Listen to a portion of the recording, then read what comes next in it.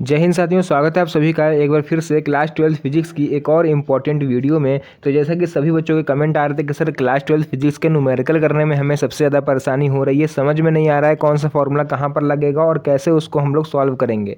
तो भाई मेरे लिए भी हर चैप्टर के सभी न्यूमेरिकल कराना पॉसिबल नहीं है। जैसा कि आप सभी जानते हो कि टाइम लिमिटेड रहता है यहाँ पर, अगर हम ज़्यादा लंबी वीडियो बनाएंगे तो इसमें आप लोग को भी प्रॉब्लम होगी। तो क्या हो सकता है, अब कैसे क्या वो तरीका है कि जिससे आप लोग सारे न्यूमेरिकल कर सकते हो, वो भी बहुत ज़्यादा आसानी से बिना किसी प्रॉब्लम के।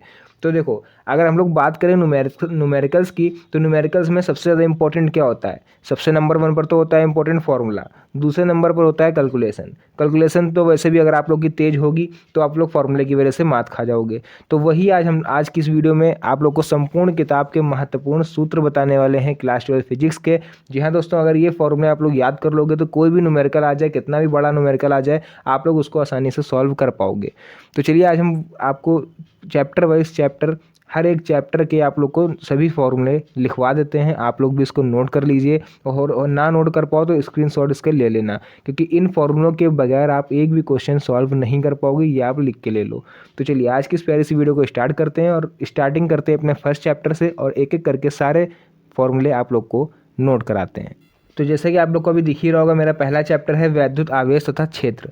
तो वैद्युत आवेश तथा क्षेत्र, इसमें जो सबसे नंबर 1 पर आपका इंपॉर्टेंट फार्मूला है वो है भैया कूलॉम का नियम। ये तो इसकी थ्योरी भी आती है और फार्मूला भी इसका न्यूमेरिकल में सबसे ज़्यादा यूज़ होता है। जिन बच्चों ने लगाया है उन्हें पता होगा। तो F is equal to 1/4 pi epsilon not Q1 Q2 by R square, जहाँ पर हमारी एप्सिलॉन नॉट क्या होता है? वैद्युतशीलता होती है। Q1 Q2 आवेश होते हैं और R जो होती है हमारी, वो दो आवेशों के बीच की दूरी होती है और F आपको पता ही है फोर्स होता है। क्लियर हो गया? चलिए, इसी चैप्टर का हमारा सेकंड फार्मूला हो जाता है वैद्युत क्षेत्र की तीव्रता। तो वैद्युत क्षेत्र की तीव्रता अगर मान लो किसी न्यूमेरिकल में आ गया कि आपको वैल्यू दी हुई है कि इतने न्यूटन का बल लग रहा है, इतने कूलम आवेश है, तो उसमें वैद्युत क्षेत्र की तीव्रता ज्ञात कीजिए। तो क्या पूछा हमसे? वैद्युत क्षेत्र की तीव्रता। तो फॉर्मूला लिखोगे E is equal to F/Q, जो फोर्स दिया होगा ऊपर रख देना, कूलम दिया होगा आवेश वो नीचे रख देना, आपको वैद्युत क्षेत्र की तीव्रता का मान मिल जाएगा। ठीक है, तीसरा इंपॉर्टेंट फॉर्मूला हमारा है भैया कि बिंदु आवेश के कारण वैद्युत क्षेत्र की तीव्रता। तो बिंदु आवेश के कारण वैद्युत क्षेत्र की तीव्रता निकालना हो तो हम लोग क्या करेंगे? E is equal to 1/4 pi epsilon not Q by R square. ये सबसे बढ़िया फॉर्मूला होता है आप लोग की वैद्युत क्षेत्र की तीव्रता निकालने का बिंदु आवेश के कारण। नेक्स्ट इसी तरह से आ रहा है भैया वैद्युत द्विध्रुव आघूर्ण। तो वैद्युत द्विध्रुव आघूर्ण क्या होता है? P is equal to Q into 2L, जहाँ पर 2L हमारी क्या है? दो आवेश जो रखे हुए होंगे विपरीत चिन्ह के, उनके बीच की दूरी, जिसको हम लोग 2L से डिनोट करते हैं, और Q तो हमारा आवेश है ही और P हमारा वैद्युत द्विध्रुव आघूर्ण हो जाएगा। इसी पे बेस्ड एक नया फॉर्मूला एक ये है, वैद्युत द्विध्रुव की अच्छी स्थिति में तीव्रता अगर ज्ञात करनी हो तो वहाँ पर फॉर्मूला होता है E is equal to 1/4 pi epsilon not 2P/r³। 2P क्या हो रहा है, यानी कि यहाँ पर वैद्युत द्विध्रुव आघूर्ण का मान रखोगे, R हमारी दूरी होती है। ठीक है, यहाँ तक 5 फॉर्मूले जो थे हमारे कंप्लीट हुए। चलिए अपने नेक्स्ट फॉर्मूले देख लेते हैं। इसी तरह से क्वेश्चन नंबर 6 जो हमारा है, फॉर्मूला नंबर 6, निरक्षीय स्थिति में तीव्रता। अभी हम लोगों ने अच्छी स्थिति में देखी, ये है निरक्षीय स्थिति में। तो यहाँ पर हो जाएगा भैया 1/4 पाई एप्सिलॉन नॉट P/r³। यहाँ से जो हमारा 2 है वो गायब हो जाएगा। द्विध्रुव पर लगने वाला बल आघूर्ण वो होता है torque is equal to PE sine theta. Torque होता है हमारा बल आघूर्ण, और P होता है वैद्युत द्विध्रुव आघूर्ण, E हो जाएगा हमारा वैद्युत क्षेत्र, और साइन थीटा यहाँ पर एंगल को डिनोट कर रहा है। नेक्स्ट है हमारा गॉस की प्रमेय, phi is equal to Q by epsilon not. ये तो आप लोग को रट गई होगी, बिल्कुल इतनी बार पढ़ चुके होगे। आवेशित चालक प्लेट के ठीक बाहर वैद्युत क्षेत्र की तीव्रता होती है E is equal to sigma upon epsilon not. Clear हो गया बच्चों? चलिए इसी तरह से हमारा सेकंड चैप्टर स्टार्ट होता है वैद्युत विभव तथा धारिता। तो वैद्युत विभव तथा धारिता में हमारा पहला इंपॉर्टेंट फॉर्मूला हो जाएगा भैया वैद्युत विभव। तो वो हो जाएगा V is equal to W/Q। और इसी तरह से अगर यहाँ विभवांतर का पूछ ले तो यहाँ पर V1 माइनस V2 लिख दोगे, इधर का सेम रहेगा। नेक्स्ट हमारा हो जाएगा बिंदु आवेश के कारण विभव। तो V is equal to 1/4 pi epsilon not Q by R। ये होता है बिंदु आवेश के कारण उत्पन्न विभव का फॉर्मूला। नेक्स्ट उसके बाद हम लोग देखेंगे द्विध्रुव के कारण अच्छी स्थिति में विभव। तो वैद्युत द्विध्रुव के कारण अच्छी स्थिति में विभव क्या हो रहेगा? V is equal to 1/4 pi epsilon not P/r², है ना। इसी तरह से हमारा निरक्षीय स्थिति की अगर हम लोग बात करें तो निरक्षीय स्थिति में भैया वोल्टेज जो होता है वो 0 के इक्वल होता है। क्यों होता है, हम अपनी इंपॉर्टेंट डेरिवेशन जितनी हमने कराई उसमें हम बता चुके हैं कि 0 यहाँ पर क्यों होता है। एक माइनस हो जाएगा, एक प्लस हो जाएगा, दोनों कट जाते हैं, ठीक है। तो इसलिए निरक्षीय स्थिति में विभव नहीं उत्पन्न होता है, उसको 0 के इक्वल हम लोग मानते हैं। नेक्स्ट है दो बिंदु आवेश के निकाय की स्थितिज ऊर्जा।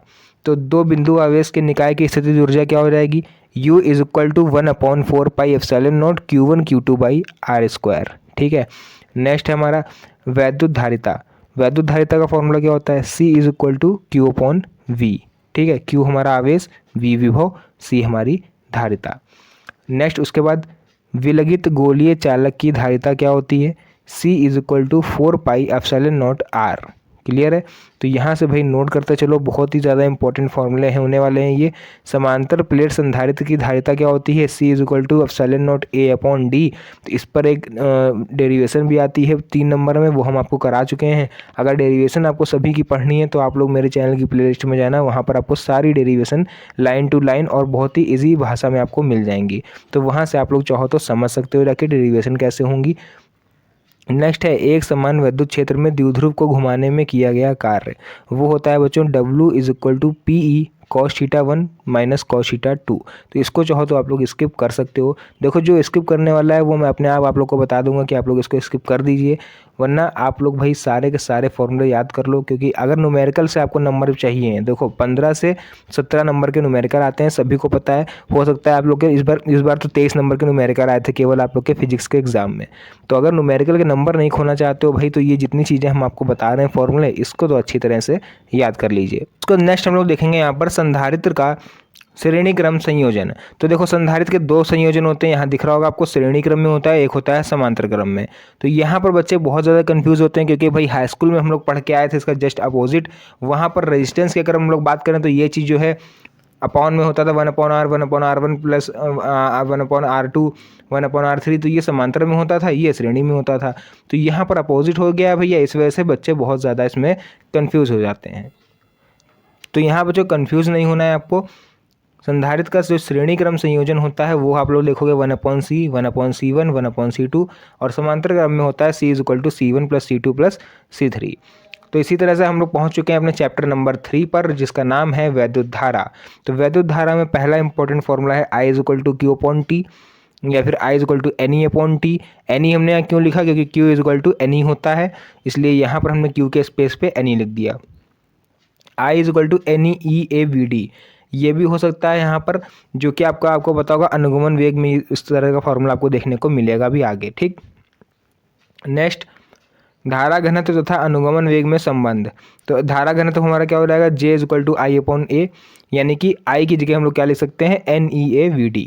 तो यहाँ लिख दिया हमने I की जगह NEAVD, और A से A मेरा कट गया, इसलिए यहाँ पर J is equal to NEVD बचा केवल, ठीक है। तो ये संबंध होता है धारा घनत्व और अनुगमन वेग में। नेक्स्ट है हमारा गतिशीलता यानी परमेबिलिटी। तो mu is equal to VD/E। VD हमारा अनुगमन वेग है, E हमारा वैद्युत क्षेत्र हो जाएगा, ठीक है। और म्यू तो होती है हमारी गतिशीलता, है ना। तो ये 3 इस तरह से फॉर्मूले मेरे कंप्लीट हुए। नेक्स्ट उसके बाद हम लोग देखेंगे विशिष्ट चालकता तथा धारा घनत्व में संबंध। तो विशिष्ट चालकता और धारा घनत्व में क्या संबंध होता है, J is equal to sigma E। तो इतना संबंध होता है बच्चों विशिष्ट चालकता और धारा घनत्व में। नेक्स्ट देख लेंगे हम लोग वैद्युत ऊर्जा। तो वैद्युत ऊर्जा में क्या होता है, W is equal to VQ, या फिर W is equal to I²RT। इसको स्किप कर सकते हो आप लोग चाहो तो। नेक्स्ट हमारा है शक्ति का। भाई ये मिस मत करना, क्योंकि पावर शक्ति ये आप लोग के हर हाल में आप लोग को हर सेट में देखने को मिलेगा, इस पर बेस्ड कोई ना कोई न्यूमेरिकल।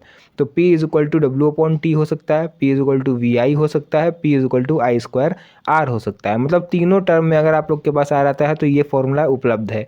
वोल्टेज वाला पूछता है तो ये लगाओगे VI वाला, कहीं धोखे से अगर रेजिस्टेंस पूछ ले तो R वाला लगा देना ये, और वर्क वाला पूछ ले तो ये लगा देना, ठीक है। नेक्स्ट है किलोवाट घंटा में व्यय ऊर्जा, यानी कि यूनिट कैसे निकालोगे। अगर आपके एग्जाम में आ गया कि इसकी यूनिट कितनी होगी, कितने, जैसे कि 9 वाट का बल्ब 2 घंटे चलता है ना, इस तरह से अगर पंखा इतने घंटे चलता है, फ्रिज इतने घंटे चलता है, तो टोटल आपका यूनिट कितने होंगे। तो यहाँ पर जितने वोल्ट हों वो लिख लेना, कितने एम्पियर की धारा प्रोवाइड हो रही वो लिख लेना, और यहाँ पर धारा लिख लेना, ठीक।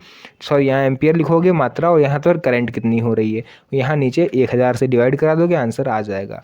नेक्स्ट है अज्ञात प्रतिरोध निकालने के लिए फॉर्मूला कौन सा यूज़ करा जाता है, जैसे कि विभव मापी में था पहले, अब आप लोग के उसमें सिलेबस में नहीं है, लेकिन उस पर बेस्ड न्यूमेरिकल अभी भी पूछे जाते हैं। तो S is equal to 100 minus L upon L into R, ये होता है किसी भी अज्ञात प्रतिरोध को ज्ञात करने का फॉर्मूला। तो इसी तरह से एक और होता है बच्चों, आपको पता होगा व्हीटस्टोन ब्रिज, उसकी जैसे कि P upon Q is equal to R upon S, तो उसकी सहायता से भी हम लोग क्या करते हैं, अज्ञात प्रतिरोध का पता लगा पाते हैं। नेक्स्ट है क्वेश्चन नंबर 9 हमारा,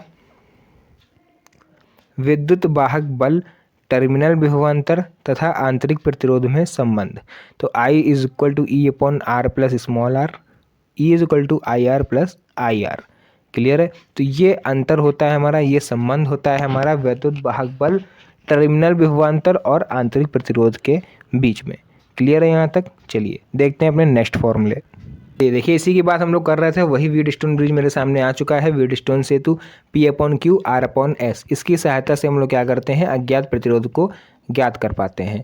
इसी के साथ हमारा ये चैप्टर फिनिश हुआ और नेक्स्ट चैप्टर स्टार्ट हुआ, गतिमान आवेश तथा चुंबकत्व।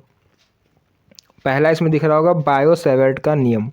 बायो-सैवर्ट का नियम क्या होता है, B is equal to mu naught upon 4 pi, जो कि कांस्टेंट होता है, I delta L sine theta upon R square. Next epsilon naught तथा म्यू नॉट में संबंध, तो वो हो जाएगा आप लोग का C is equal to 1 upon mu under root mu naught और एप्सिलॉन नॉट। इस पर बेस्ड डेरिवेशन बहुत ज़्यादा पूछी जाती है, वो भी 5 नंबर से कम में नहीं। तो अगर आप लोग वो डेरिवेशन पढ़ना चाहते हो तो आप लोग मेरे चैनल की प्लेलिस्ट चेक कर सकते हो। नेक्स्ट है ऋजु रेखीय चालक तार के कारण उत्पन्न चुंबकीय क्षेत्र। तो भैया वो क्या हो जाएगा, B is equal to mu naught upon 4 pi I upon A sine phi 1 minus sine phi 2। ठीक। नेक्स्ट हमारा वृत्ताकार धारावाही लूप के केंद्र पर उत्पन्न चुंबकीय क्षेत्र क्या होता है, V is equal to mu naught upon 2 I upon R. ठीक है, तो ये इस चैप्टर के फॉर्मूले भी लगभग ख़त्म होने ही वाले हैं बस। नेक्स्ट हमारा है एम्पियर का परिपथीय नियम। तो एम्पियर का परिपथीय नियम क्या होता है, VDL is equal to mu naught I, ये होता है हमारे एम्पियर का परिपथीय नियम। नेक्स्ट है बच्चों अनंत लंबाई के कारण तार का चुंबकीय क्षेत्र, तो वो हो जाएगा V is equal to mu naught upon 4 pi 2I upon R, ये होता है अनंत लंबाई के कारण तार का चुंबकीय क्षेत्र। उसका नेक्स्ट हमारा है लॉरेंज बल क्या होता है। तो लॉरेंज बल भैया क्या होता है, F is equal to Q V V sine theta, ये होता है मेरा लॉरेंज बल। नेक्स्ट क्वेश्चन नंबर 8 देखेंगे हम लोग। फॉर्मूला नंबर 8 क्या है, गतिमान आवेश पर लगने वाला बल। तो गतिमान आवेश पर क्या बल लगता है, F इज इक्वल टू बिल साइन थीटा, ऐसे याद कर सकते हो, BIL साइन थीटा या फिर बिल साइन थीटा। नेक्स्ट है चुंबकीय द्विध्रुव को घुमाने में किया गया कार्य, W is equal to MV1 minus cos theta. Question number 10 और फॉर्मूला नंबर 10 भी हमारा इस चैप्टर का लास्ट रहने वाला है, एक समान चुंबकीय क्षेत्र में लूप पर लगने वाला बलाघूर्ण। ठीक, तो वो होता है torque is equal to NIA/B sine theta. ठीक है, तो इस तरह से हमारे इस चैप्टर के भी सभी इंपॉर्टेंट फॉर्मूले समाप्त हुए। नेक्स्ट भैया हमारा अगला चैप्टर है वैद्युत चुंबकीय प्रेरण। तो इसके भी फॉर्मूले देख लो कि किसी परिपथ में उत्पन्न प्रेरण यानी कि EMF क्या होगा हमारा, E is equal to minus का d∅/dt, जो कि हमारा फैराडे का प्रथम नियम भी है। यदि फेरों की संख्या n हो तो यहाँ पर माइनस के बाद n लग जाएगा, जैसे कि यहाँ पर लगा हुआ दिख रहा होगा आप लोग को, ये चीज़ है ना। तो बस इतना सा डिफरेंस होता है अगर फेरों की संख्या भी इन्वॉल्व हो तो। नेक्स्ट आ जाता है स्वप्रेरण गुणांक या फिर स्वप्रेरकत्व। तो उसका होता है L is equal to minus का E upon delta I upon delta T। ठीक है, उसके बाद आता है अन्योन्य प्रेरण यानी कि म्यूचुअल इंडक्शन। तो M is equal to minus का E delta I upon delta T। Clear है? तो ये देखो, ये दोनों फॉर्मूले लगभग सेम होते हैं, यहाँ पर डिफरेंस होता है तो केवल ये delta I upon delta T का यहाँ मल्टीप्लाई में है और यही चीज़ यहाँ पर डिवाइड में है। नेक्स्ट है भैया किसी कुंडली में संचित ऊर्जा, तो वो हो जाएगी U is equal to half LI square. अगला है हमारा चुंबकीय फ्लक्स का क्या होता है, phi is equal to BA cos theta, ये होता है हमारा फॉर्मूला चुंबकीय फ्लक्स का। तो इस चैप्टर से यानी कि जो वैद्युत चुंबकीय प्रेरण यानी इलेक्ट्रोमैग्नेटिक इंडक्शन जो चैप्टर था आपका, इससे जितने भी इंपॉर्टेंट फॉर्मूले बन सकते थे वो मैंने आप लोग को कंप्लीट करा दिए हैं। अब हमारा मोस्ट इंपॉर्टेंट चैप्टर बचा है क्लास 12 फिजिक्स का जो फर्स्ट पार्ट है, अल्टरनेट करंट यानी कि प्रत्यावर्ती धारा। सबसे ज़्यादा जो न्यूमेरिकल पूछे जाते हैं वो प्रत्यावर्ती धारा से पूछे जाते हैं। इसके बाद आपके न्यूमेरिकल उठते हैं ऑप्टिक्स से, यानी कि प्रिज्म वाले, लेंस वाले, यहाँ से। ठीक है, तो ये जो बताने वाले हैं प्रत्यावर्ती धारा, इसका हर एक न्यूमेरिकल, हर एक फॉर्मूला आप लोग ध्यान से देखिएगा और इसको नोट ज़रूर करिएगा। अभी तक नोट नहीं करा है तो इसको ज़रूर नोट करना। ठीक है, चलिए स्टार्ट करते हैं अपना नेक्स्ट चैप्टर प्रत्यावर्ती धारा। चलिए यहाँ से हम लोग देखेंगे प्रत्यावर्ती धारा, अपना जो नया चैप्टर है। तो पहला फॉर्मूला है प्रत्यावर्ती धारा का वर्ग माध्य मूल मान, यानी रूट मीन स्क्वायर वैल्यू। वो क्या होती है? IRMS है ना, R मतलब रूट मीन स्क्वायर, RMS, तो वो रहेगी I/√2। नेक्स्ट हमारा है प्रत्यावर्ती वोल्टता का RMS। तो एक तो करंट का RMS होता है, एक होता है इसी तरह से वोल्टेज का RMS, तो वो भी हो रहता है V0/√2। दोनों सेम होते हैं, ठीक है, तो कोई भी डिफरेंस नहीं होता है।